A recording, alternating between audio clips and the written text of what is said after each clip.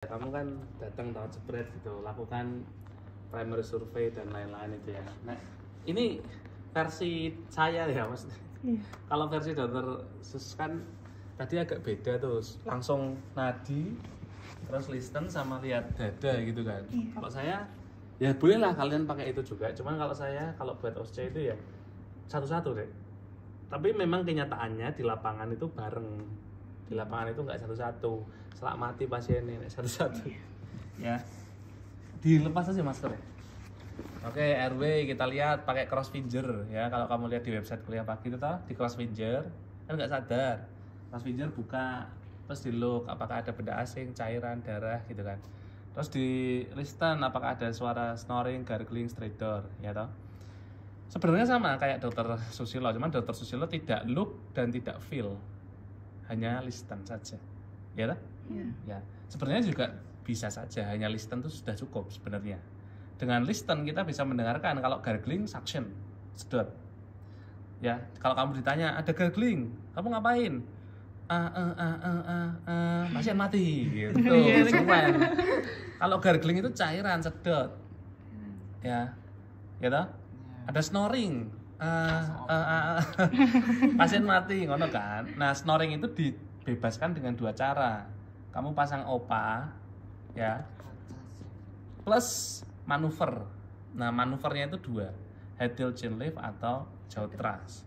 Nah, di situ kamu sebenarnya RW itu kan sekalian cervical spine control. Jadi RW itu sebenarnya nggak cuma look, listen and feel. RW itu sekalian melihat apakah ada jejas di klavikula, leher ataupun kepala. Nah, kalau dokter Dean kalau nggak salah, udah deh pokoknya semuanya dianggap cedera leher. Karena kamu tidak pernah tahu kan pasienmu itu seperti apa. Bisa saja lehernya bagus, klavikulanya aman, kepalanya nggak ada jejas, ternyata cedera leher. Bisa. Kamu tidak akan pernah tahu pasienmu itu modelannya piye. Makanya paling aman adalah dianggap semuanya cedera leher. Kalau cedera leher ya sudah, pasang OPA, pasang collar neck, jangan berani-berani head tilt chin lift. Di jaw thrust saja. Nah, selama melakukan jaw thrust itu harusnya ada orang lain yang ngejaw thrust. Kamu melanjutkan pemeriksaan. Jadi jaw thrust itu terus dilakukan jaw thrust tanpa dilepas. Ya. Kalau dilepas, snoringnya hilang. Pak, maksud ya? Snoring itu kan suara mendengkur, suara ngorok. Suara ngorok itu dibebaskan dengan dua cara. OPA atau manuver. Kalau dengan OPA suara sudah hilang, sudah cukup. Tidak perlu manuver. Tapi kalau OPA sudah masuk, ya orofaringeal itu, OPA sudah masuk, kok masih snoring juga, berarti tetap butuh dibantu manuver. Manuvernya jaw thrust. Kenapa kok jaw thrust ya? Karena tadi kita menganggap cervical injury. Dari pasang collar neck kan, jaw thrust pilihannya. Jadi kalau jaw thrust itu kalau misalkan masih bunyi ya, dikasih OPA kok masih bunyi, snoring di jaw thrust. Kalau sudah tidak bunyi ya tidak usah. Ya. Terus habis itu kamu pemeriksaan berikutnya adalah dengerin apakah ada stridor. Kalau stridor ya wassalam, itu kamu harus pasang ET. Ya, karena itu stridor itu adalah pembengkakan saluran nafas. Itu mau dimanuver, mau OPA, mau diapain nggak akan bebas itu jalur nafasnya. Harus dipasang endotracheal tube, dimasukin ke dalam sini. Ya. Nah, itu endotracheal tube itu kalau mau dimasukin pasiennya SPO-nya dibagusin dulu. SPO2-nya. Jadi kita masuk ke breathing-nya. Breathing-nya SPO2 berapa, Dok? Terus toraksnya apakah bergerak simetris?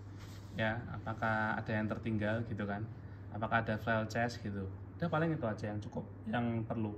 Inspeksi, terus palpasi, perkusi, auskultasinya enggak toh berarti? Enggak. Dok Sus? Enggak toh? Tapi sebenarnya ada ya.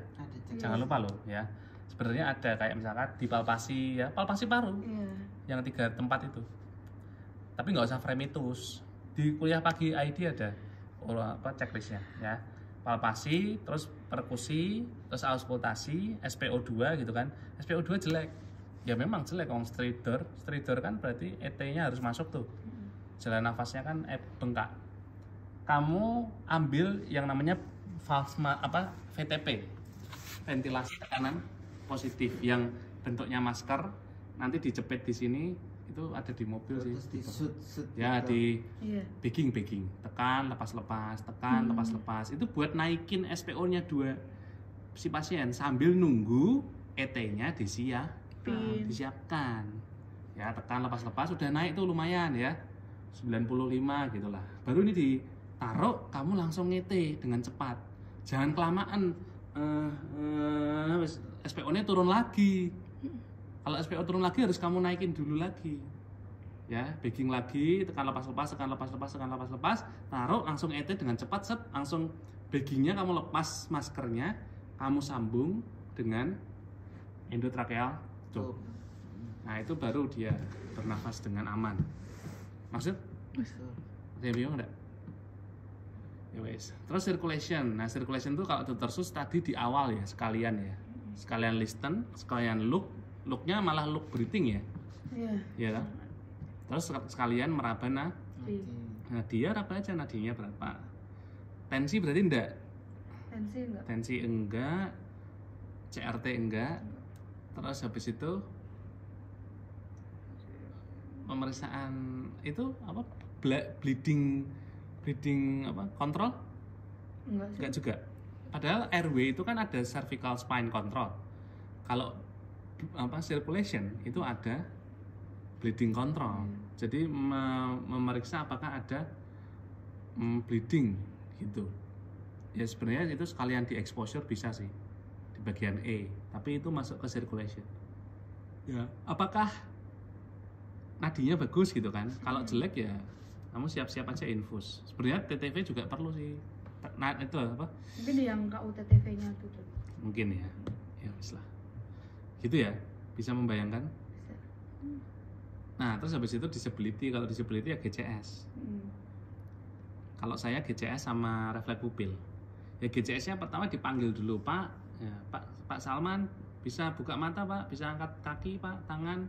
Udah kan, no respon kan. Ya sudah langsung rangsang nyeri. Ya, langsung ditekan dengan ujung jari sini. Kita rangsang nyeri, Dok. Apakah mata membuka? Bagaimana tangannya, Dok? Bagaimana verbalnya? Tanya. Oh, mata membuka. Tangan melokalisir, verbal masih diam saja gitu kan. Nah, ini kan dia stroke.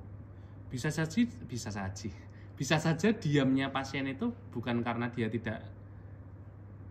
GCS-nya bermasalah, tapi karena stroke-nya. Tadi saya barusan ngirim ke grup kalian bahwa stroke itu tak upload di website kuliah pagi juga. Bahwa stroke itu GCS-nya nggak bisa dinilai. Oh iya. Karena dia ada afasia.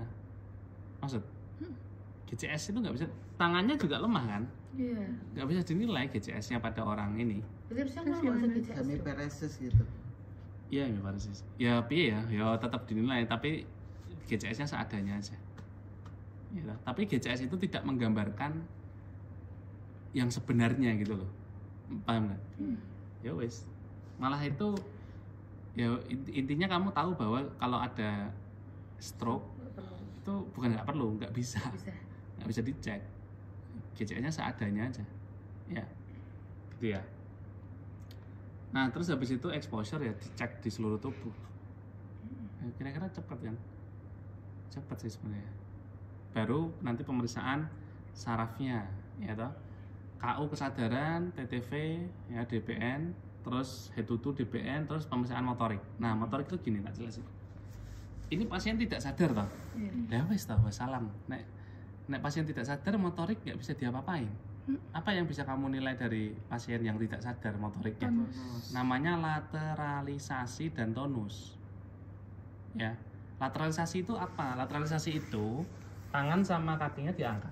Ini kan nggak sadar tadi, angkat gini, lemas saja, terus disatuin.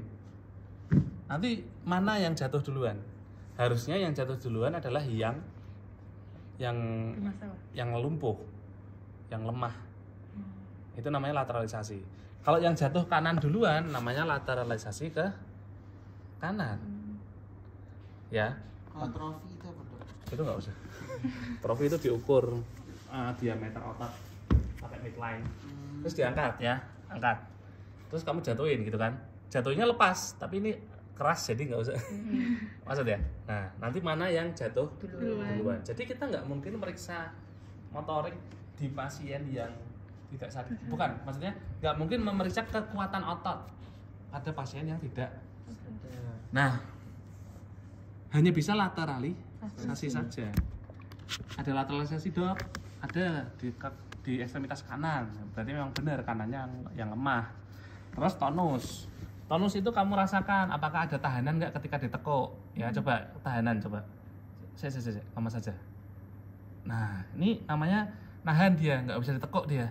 Kalau eutoni itu gini, tuh jadi normal. Kalau hipertoni coba. Ini nggak usah ngegem. Hipertoni.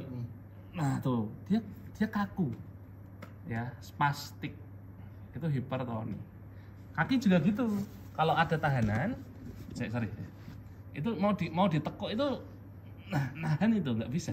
Tapi kalau eutoni, nah bisa ditekuk-tekuk. Maksud ya?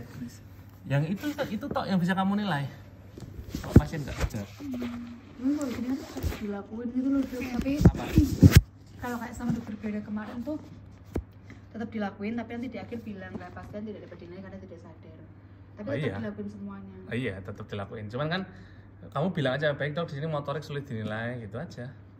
Nggak usah nanya berapa dok motoriknya. Iya. Ya, jelas nggak ada motoriknya. Ya kan? Tapi kalau di hasilnya tuh cuma lateralisasi sama yang tadi. Tonus kan? Iya. Gitu kan. Nah kalau sama Doksus kemarin yang nggak sadar gimana? Belum sampai, udah nggak sadar. Yang motorik kok?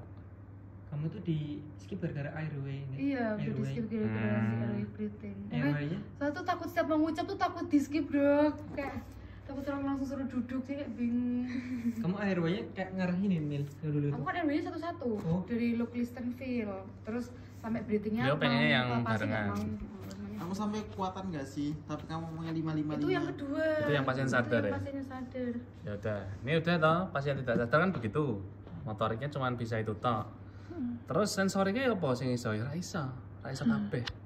Ekstroseptif, proprioseptif, diskriminatif nggak bisa, wong bapaknya nggak sadar. Kerasa nggak pak, ya nggak iso ngomong. Penurunan kesadaran kok. Ya kan, berarti sensorik skip. Ya kan, nervus cranialis apa yang bisa? Paling nervus 7 cuma ngeliat tau wajahnya ini simetris apa enggak, tapi nggak bisa disuruh senyum, nggak bisa disuruh mencucu, menggembungkan pipi, nggak bisa toh. Lah, kan dia nggak sadar, masa suruh moyongin bibir, suruh ngangkat alis gitu nggak bisa. Jadi kamu cuma hanya bisa melihat apakah wajahnya simetris saat dia diam. Itu nervus 7-nya. Nah nervus 9 dan 10 bisa. Refleks muntah bisa malahan. Ambil tong spatel, buka mulutnya, close finger gini, nah gini ya, tekan tuh lidahnya pakai tong spatel. Muntah tidak dok, gitu. Kalau muntah berarti 9-10-nya bagus.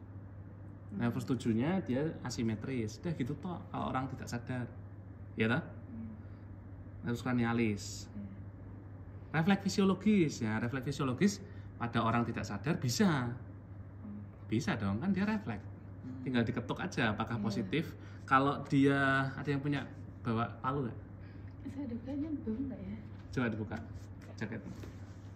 Kalau misalnya pemeriksaan refleks fisiologi kan ada banyak kan. Jadi dibuat ini dua